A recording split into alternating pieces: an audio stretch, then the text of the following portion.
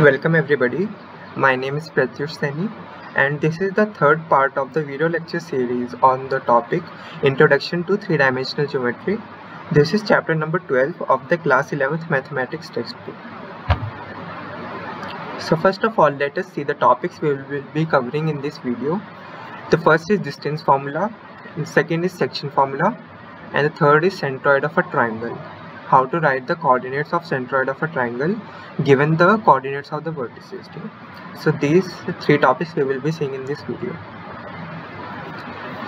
First of all, let us see how to determine the distance between any two points in 3D space. So हमारे पास दो points given है P जिसके coordinates है x1, y1, z1 and another point is Q जिसके coordinates है x2, y2 and z2. ठीक है, तो हमें PQ की लेंथ डिटरमाइन करनी है. ठीक है, सो हम एक अब क्यूब फॉर्म कर लेते हैं जिसके दो डायगोनल पे P और Q लाई करते हैं. ठीक है, सो P यहाँ पे लाई करता है x1, y1, z1 and Q यहाँ पे लाई करता है x2, y2, z2. ठीक है, सो हमें ये लेंथ डिटरमाइन करनी है PQ. ठीक है, अब अगर हम ये वाला ट्राइंगल देखें AQP, ठीक है, इसमें PQ is the hypotenuse and AQ and PA are the sides of the right angle triangle. ठीक है, सो इसमें हम पाइथागोरस थ्योरम से लिख सकते हैं PQ square equals to PA square plus AQ square. तो this PQ square equals to AQ square plus PA square. ठीक, और इस AQ स्क्वायर को हम लिख सकते हैं AN square plus AQ square. ठीक है, so this AQ square is can be further written as AN square plus NQ square. ठीक है, सो अब अगर हम AQ स्क्वायर को इस इक्वेशन में डाल दें तो हमारे पास PQ स्क्वायर ऑब्टेन हो जाएगा PA square plus AN square plus NQ square. ठीक है, so this PQ square will be equals to PA square plus AN square plus NQ square. ठीक है, नाउ क्योंकि हमें P और Q के कोऑर्डिनेट्स पता है तो हम ये तीनों साइड्स डिटरमाइन कर सकते हैं P और Q के कोऑर्डिनेट्स की मदद से. ठीक है, फॉर एग्जांपल इस क्यूबॉइड की ये वाली side that is PA, this will be simply the difference of y coordinates of both the points. ठीक है, so PA will be y2 minus y1. Similarly हम लिख सकते हैं AN. so AN क्या हो जाएगा, बेसिकली AN x axis के along है, so AN will be the difference of x coordinates. ठीक है, so AN will be x2 minus x1. Similarly NQ लिख सकते हैं, NQ हमारा z axis के along है, so this length NQ will be simply z2 minus z1. ठीक है, सो अगर हम इन तीनों इक्वेशंस को इसमें पुटअप कर दें सो PQ स्क्वायर हमें ऑब्टेन हो जाएगा x2 minus x1 whole square plus y2 minus y1 whole square plus z2 minus z1 whole square. ठीक है, सो PQ की लेंथ आ जाएगी हमारे पास root over x2 minus x1 square plus y2 minus y1 square plus z2 minus z1 square. ठीक है, ये सिमिलर है जैसे हमने 2 डायमेंशनल स्पेस में डिराइव करा था. ठीक है, वहाँ पे z वाली टर्म नहीं आती थी एंड 3D स्पेस में ये z वाली टर्म एडिशनली आएगी. ठीक है, नेक्स्ट इज सेक्शन फॉर्मूला. ठीक है, so let the two given points be P x1 y1 z1 and Q x2 y2 z2. ठीक है, सो हमारे पास दो पॉइंट्स हैं P और Q जिसके कोऑर्डिनेट्स हैं x1 y1 z1 और x2 y2 z2. ठीक, और कोई पॉइंट R PQ पे लाई करता है जो इस लाइन सेगमेंट PQ को M और N के रेशियो में डिवाइड करता है, मतलब PR upon RQ is equals to M upon N. ठीक है, तो हमें R के बेसिकली कोऑर्डिनेट्स फाइंड करने हैं. ठीक है, तो उसके लिए हम क्या करते हैं, P R और Q से तीन परपेंडिकुलर ड्रॉप कर देते हैं XY प्लेन पे. ठीक है, सो P का फुट ऑफ परपेंडिकुलर को हम बोलते हैं L, R के फुट ऑफ परपेंडिकुलर को हम बोलते हैं N एंड दिस Q के फुट ऑफ परपेंडिकुलर को हम बोलते हैं N. ठीक है, सो ये जो LNM लाइन है, ठीक है, ये जो प्लेन बन रहा है और XY प्लेन के इंटरसेक्शन पे लाइन करेंगे, उसकी जो इंटरसेक्शन वाली लाइन होगी उस लाइन पे ये तीनों पॉइंट्स लाइन करेंगे. ठीक है, सो अब हम क्या करते हैं, through the point R we draw a line ST parallel to the line LM. ठीक है, सो LM के पैरेलल हम एक लाइन ड्रॉ करते हैं which is passing through R. ठीक है, और ये जो LP X को एक्सटेंड करके ये S पे इंटरसेक्ट करेगी एंड MQ को ये लाइन इंटरसेक्ट करेगी T पे. ठीक है, तो इस फिगर में आप देख सकते हैं हम अब तक क्या क्या हुआ है. ठीक है, सो ये लाइन बेसिकली हमने अभी कंस्ट्रक्ट करी है. ठीक है, अब ये जो दो ट्राइंगल फॉर्म हुए हैं इस लाइन को कंस्ट्रक्ट करने से, दोज आर PSR ये छोटा वाला ट्राइंगल एंड QTR ये बड़ा वाला ट्राइंगल, ठीक है। सो इसमें हम जो सिमिलर ट्राइंगल्स के रिजल्ट्स थे वो अप्लाई कर सकते हैं, ठीक है। सो हमारे पास गिवन है PR upon RQ is equals to M upon N, ठीक है। So PR upon RQ equals to M upon N given है, ठीक है। तो जो कॉन्ग्रुएंसी के रिजल्ट है, ठीक है, सो ये M अपॉन N होगा फर्दर SP अपॉन QT, ठीक है। तो SP अपॉन QT ये भी M अपॉन N ही होगा, ठीक है, जो हम सिमिलर ट्राइंगल्स और कॉन्ग्रुएंट ट्राइंगल्स के रिजल्ट थे उसकी मदद से, ठीक है। तो इस SP को हम लिख सकते हैं SL माइनस PL, ठीक है, सिंपली। एंड QT को हम लिख सकते हैं QM माइनस TM। QT जो है ये जो छोटी वाली लेंथ है इसको हम लिख सकते हैं QM माइनस TM, ठीक है। So this SL will be equals to NR, SL will be equals to NR, ठीक है, क्योंकि इसके पैरेलल हमने ड्रॉ करी थी लाइन, LM के पैरेलल हमने ST लाइन ड्रॉ करी थी, ठीक है। ऐसे ही सिमिलरली हम TM को भी लिख सकते हैं NR, TM is equals to NR, ठीक है। सो हम इसको अगर हम Z और Z1 Z2 के फॉर्म में डाल दें, सो दिस NR क्या होगा, R का Z कोऑर्डिनेट, ठीक है।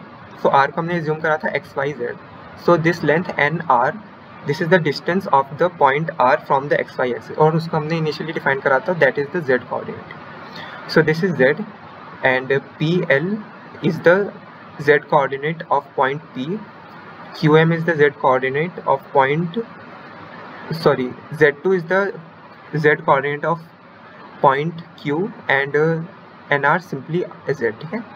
सो ये सिंपली हमारे पास इक्वेशन आ गई M upon N equals to Z minus Z1 over Z2 minus Z, ठीक है। सो इसको हम सॉल्व करते हैं तो हमारे पास Z डिराइव हो जाता है, ठीक है।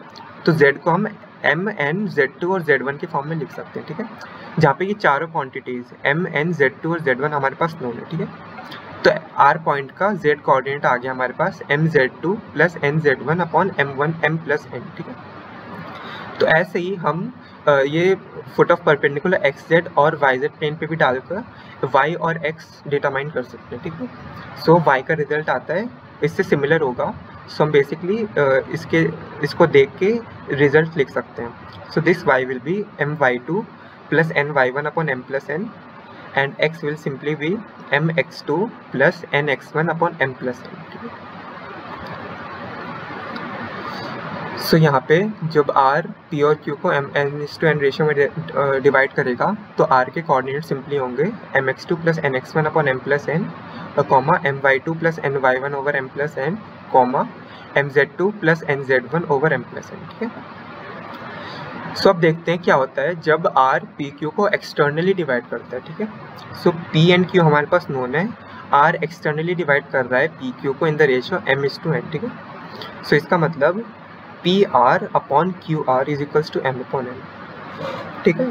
तो वहाँ पे ये इक्वेशन ट्रांसफॉर्म हो जाती है, मतलब कोऑर्डिनेट्स ट्रांसफॉर्म हो जाते हैं इस फॉर्म से। तो R के कोऑर्डिनेट्स अब हम लिख सकते हैं MX2 minus NX1 over M minus N, MY2 minus NY1 over M minus N and MZ2 minus NZ1 over M minus N, ठीक है। तो अगर R एक्सटर्नली डिवाइड कर देगा तो उसके कोऑर्डिनेट्स कुछ इस टाइप के होंगे, ठीक है। So next and last topic of the chapter is coordinates of centroid of a triangle, ठीक है। तो सेंट्रॉइड क्या होता है, जो हर वर्टेक्स से इक्वल डिस्टेंस पे पॉइंट होता है, ठीक है, उसे हम बोलते हैं सेंट्रॉइड ऑफ ट्राइंगल, ठीक है। तो अगर हम सेंट्रॉइड से किसी एक वर्टेक्स को रेडियस लेके हम एक सर्कल ड्रॉ करें तो उस सर्कल पे तीनों वर्टिसेस लाई करेंगी ट्राइंगल की, ठीक है। तो उस सर्कल का जो सेंटर होगा उसे हम बोलेंगे सेंट्रॉइड, ठीक है। तो हमारे पास ट्राइंगल के वर्टिसेस गिवन है A, B and C, x1, y1, z1, x2, y2, z2 and x3, y3, z3, ठीक है। तो हमें सेंट्रॉइड के वो डिटरमाइन करने कोऑर्डिनेट्स, ठीक है। सो उसके लिए हम पहले दो पॉइंट कंसीडर करते हैं। First of all M point consider करते हैं जो BC का मिड पॉइंट है, ठीक है, and N is simply the centroid of triangle, ठीक। अब सेंट्रॉइड की प्रॉपर्टी होती है कि अगर मिड पॉइंट से ये लाइन ज्वाइन कर दें तो N इस लाइन को, मतलब AM वाली लाइन को 1:2 रेशियो में डिवाइड करेगा, ठीक है, मतलब MN अपॉन NA, ठीक है, ये रेशियो होगा 1:2, ठीक है।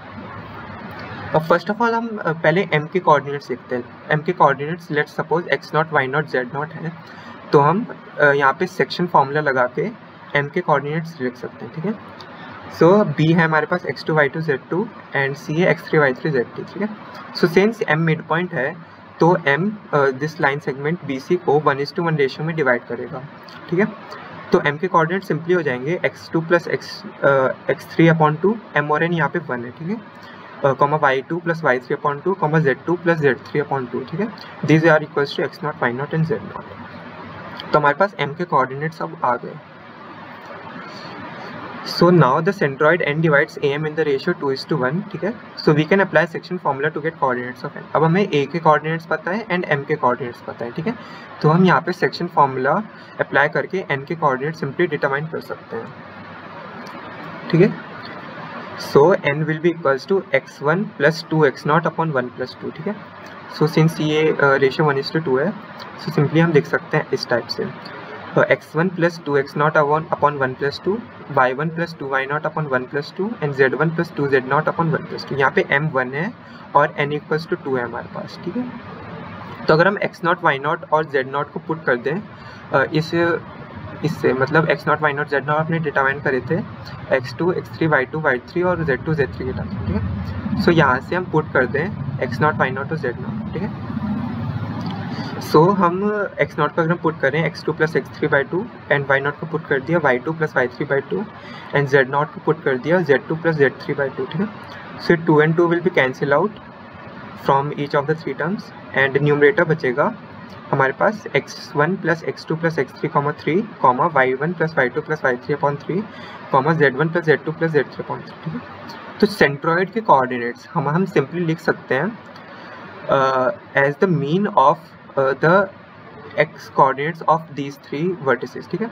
सो सेंट्रॉइड का x कोऑर्डिनेट होगा x1 plus x2 plus x3 by 3 and y coordinate होगा y1 plus y2 plus y3 by 3 and z coordinate होगा z1 plus z2 plus z3 by 3, ठीक है। So this will be the coordinates of the centroid of this triangle, okay।